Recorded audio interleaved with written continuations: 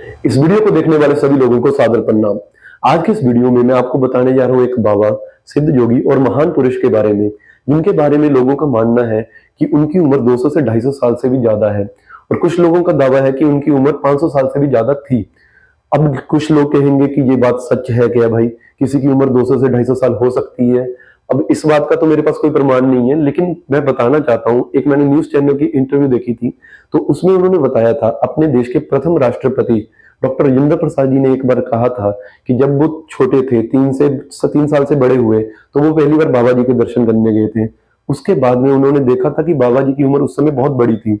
उसके बाद में उन्होंने बताया कि उनके जो पिताजी थे, उनके पिताजी अपनी जवानी में भी बाबा जी के पास जाते थे, तब भी उन बाबा जी की उम्र बहुत बड़ी थी। तो ऐसे ही कुछ प्रमाणों को जोड़ के लोग कहते हैं कि उनकी उम्र 200 से 250 साल से भी ऊपर थी। और वो योग करते थे, तपस्या करते थे। और एक आपकी जगह पड़ती है गोरखपुर, उत्तर प्रदेश में गोरखपुर जगह है, वहां से थोड़ी दूर है देवरिया। देवरिया में रहते थे वो, और नदी के किनारे एक मचान थी, लकड़ी का तख्त था जिसके ऊपर वो रहते थे। वो आज कई लोगों का मानना है कि वो कभी भोजन करते हुए उन्होंने लोगों ने उनको नहीं देखा कभी भी।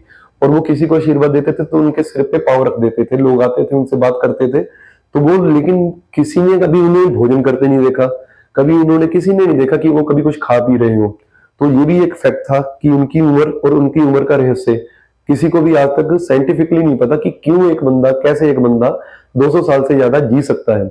अब उनके भक्तों की लिस्ट की बात की जाए तो उनमें अटल बिहारी वाजपेयी जी भी थे, इंदिरा गांधी भी थी, सरदार वल्लभ भाई पटेल जी भी थे।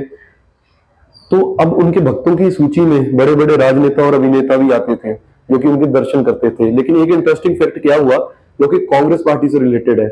इंदिरा गांधी जी ने जब इमरजेंसी घोषित की थी, तो उसके बाद जब इलेक्शन हुए इमरजेंसी के बाद, तो इंदिरा गांधी जी अपनी सीट हार गए थे।